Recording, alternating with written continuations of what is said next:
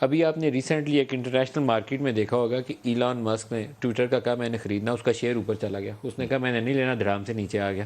تو جب آپ اسٹریٹجک انویسٹر کوئی ایلان مسک جیسا لائیں گے نا تو اس کی پرائس 100 سے 200 ویسے ہی ہو جائے گی. دیکھیے ایک آدمی آپ سے آ کے چیز خرید رہا ہے، ٹھیک ہے، وہ اگر آپ کو بیچنی ہے تو بیچیں، نہیں بیچیں تو آپ نے سر پہ بندوق تو اس نے نہیں رکھی، نمبر 1. نمبر 2، وہ آپ کو بیچ رہا ہے اور آپ کو یہ بھی کہہ رہا ہے کہ یار اگر تم چاہو تو تم مجھے کچھ نفع پہ 5%، 7%، کوئی ایک بات کر لیں گے، اس نفع پہ تم مجھ سے واپس لے لینا.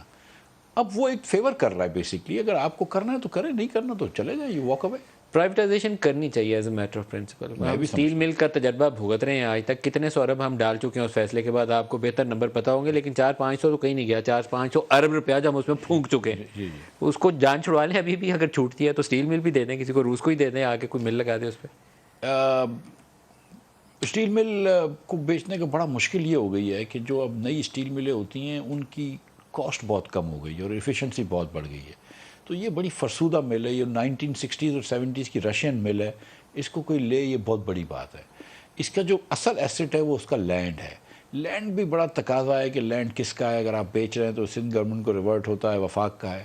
اس کے بعد اس کا تقاضا ہے کہ آپ 50-60 ارب روپے شاید یا اس سے زیادہ آپ سوئی گیس کو او کرتے ہیں. اس سے بہت زیادہ پیسے آپ نیشنل بینک کو او کرتے ہیں. تو آپ ایسے بیچ بھی نہیں سکتے جب تک کہ ان لوگوں سے آپ سرٹیفکیٹس نہ لیں.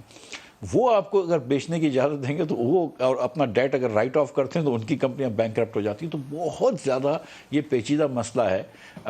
تو فی الحال آپ پھکی کھائی جائیں گے، اس کا حل بھی تو نکالیں نا. بیٹھے ہیں آپ، مفتاح صاحب بیٹھے ہیں، اس کا حل ہے، اس کے حل ہیں. ایک تو پچھلی حکومت میں یہ نکلا تھا حل کہ کم از کم آپ اسٹیل مل جو ہے نا اس کا ایک چھوٹا سا پورشن جو ہے وہ آپ 30-40 سال کے لیے کسی کو لیز کر دیں اور زمین کو الگ کر لیں.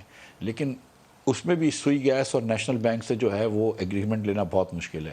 ہمارا جو پہلے شاید عباسی صاحب اور میری جو سوچ تھی اس پچھلے دور میں بھی وہ یہ تھے کہ ایک کمپنی بنائیں اور وہ کمپنی جو ہے نا جو جس کو سارا لینڈ دے دیں اور دیٹ کمپنی کے شیئرز جو ہیں وہ آپ سوئی گیس کو اور نیشنل بینک کو دے دیں. اس کے عوض آپ ان سے قرض معاف کروا لیں. اس کمپنی کے جب لینڈ بکے گا تو سوئی گیس اور نیشنل بینک کو پیسے مل جائیں گے، تو ان کی جو ہول ہے وہ فل ہو جائے گا.